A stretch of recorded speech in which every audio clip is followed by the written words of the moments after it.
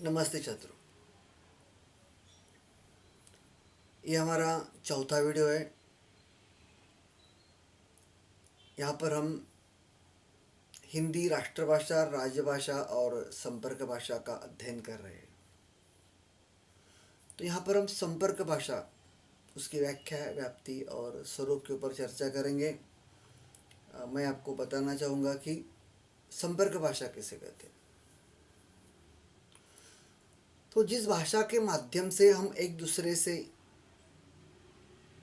नित्य संपर्क स्थापित करते हैं, उस भाषा को संपर्क भाषा कहा जाता है। रोज़मर्रा की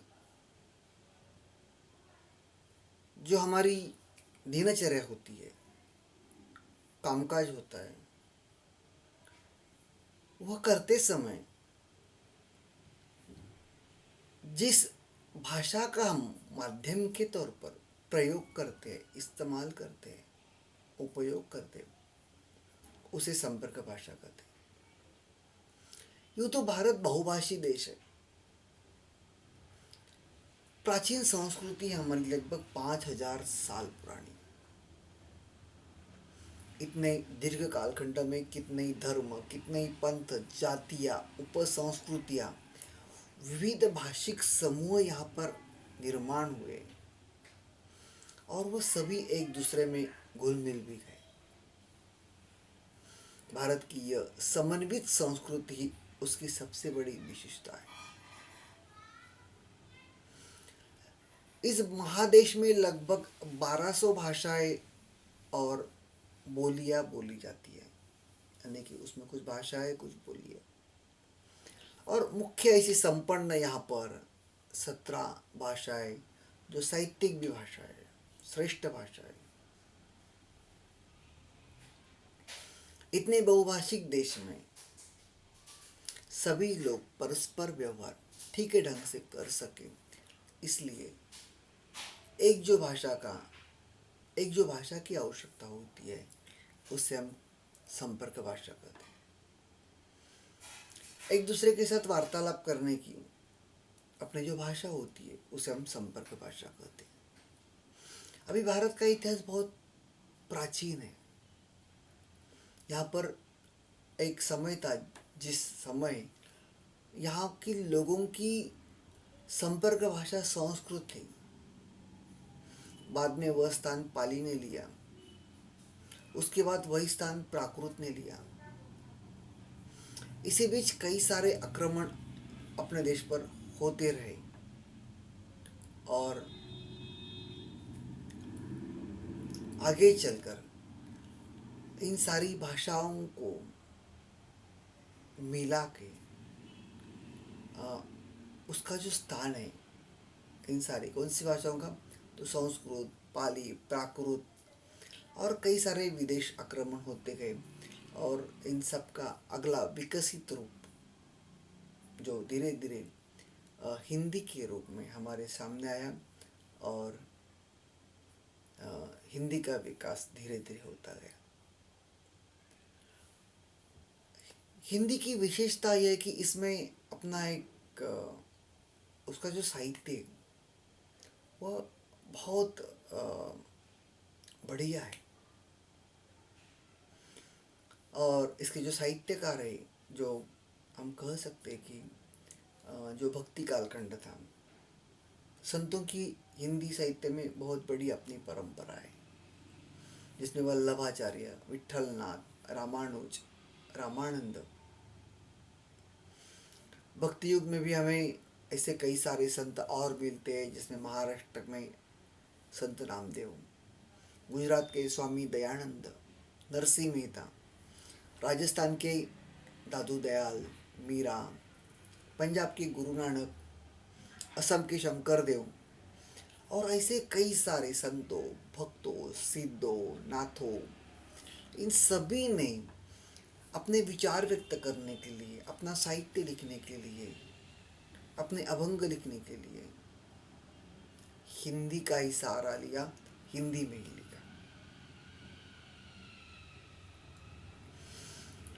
मध्यकाल में ऐसा प्रतीत होता है कि संपर्क भाषा के तौर पर हिंदी ही काम कर रही थी। और फिर आगे मध्यकाल के बाद आया हमारा स्वाधीनता संग्राम।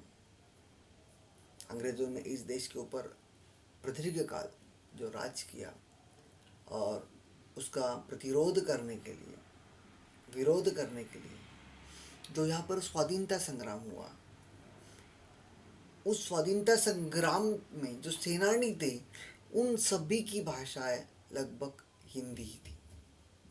यानी कि भले ही वो अलग अलग प्रांत के थे, किसी की भाषा मराठी थी, किसी की कन्नड़ थी, किसी की बंगाली थी, किसी की पंजाबी थी, लेकिन इन सभी ने अपने विचार व्यक्त करने के लिए हिंदी का सहारा लिया। जिनमें दयानंद सरस्वती, राजा राम मोहन राय, लोकमान्य बाल गंगाधर तिलक, महात्मा गांधी, नेताजी सुभाष चंद्र बोस, आचार्य क्षिति मोहन सेन, आचार्य विनोबा भावे।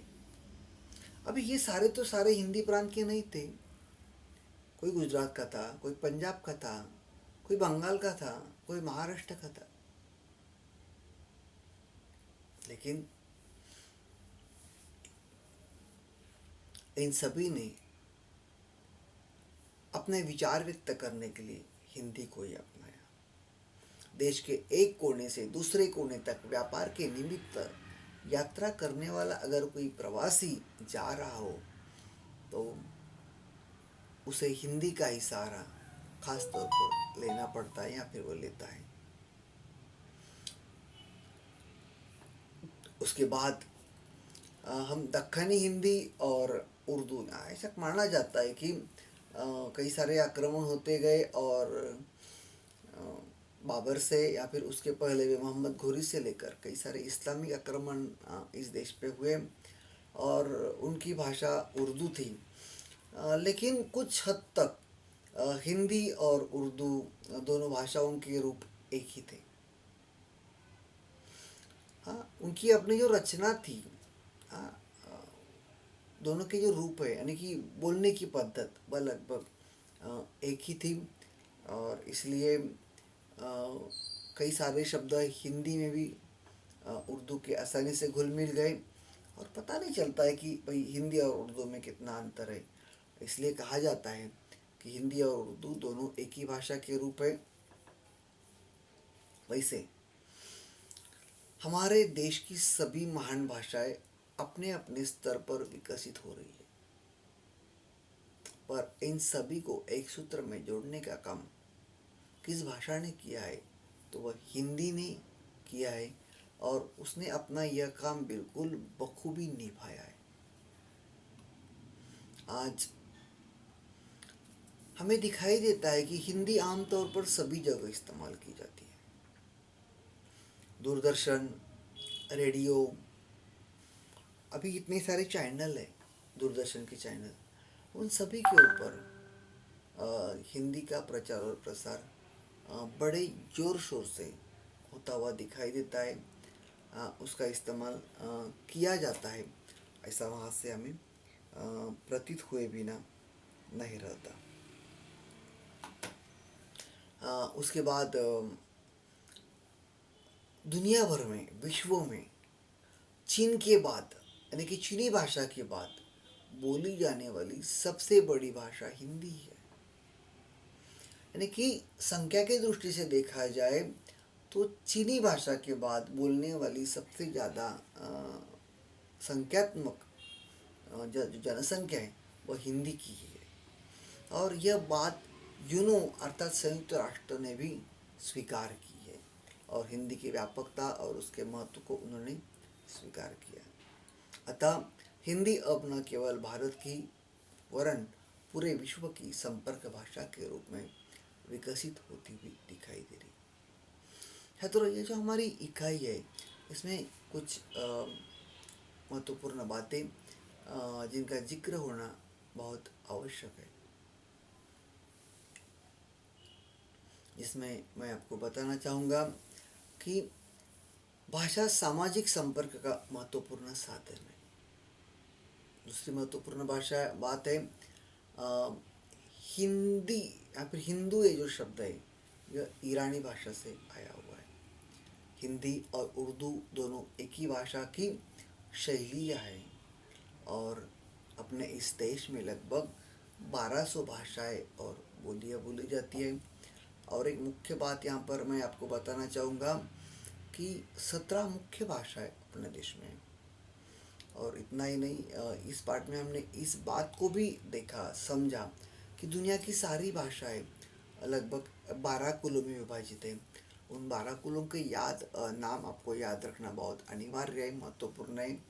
जिसमें भारत यूरोपीय कुल, जिसे भारोपीय कुल भी कहते हैं, उसके बाद सेमेटिक कुल, हेमेटिक कुल, तिब्बती चीनी कुल, यूराल अल्टाई कुल, द्रविड़ कुल, मैले पालिनेशियन कुल, बंटू कुल, मध्य अफ्रीका कुल, अमेरिका की भाषाओं का कुल, ऑस्ट्रेलिया तथा प्रशांत महासागर की भाषाओं का कुल तथा शेष भाषाएं। तो यहाँ पर हमने हिंदी भाषा, राष्ट्रभाषा, राज्यभाषा और संपर्क भाषा, इन सब का अध्ययन किया। यूँ तो छात्रों, मैं आपको बताना बहुत आवश्यक समझता हूँ कि आज भी हमारे देश में अंग्रेज़ी बोलने वालों की संख्या 2% से ज़्यादा नहीं है। इसलिए हम स्पष्ट रूप से कह सकते हैं कि हिंदी ही इस देश की राष्ट्रभाषा है, राजभाषा है और संपर्क भाषा ही है। आप सभी छात्रों ने यह वीडियो ठीक ढंग से सुना। मैं आप सबका तहे दिल से शुक्रिया अदा करता हूँ। धन्यवाद।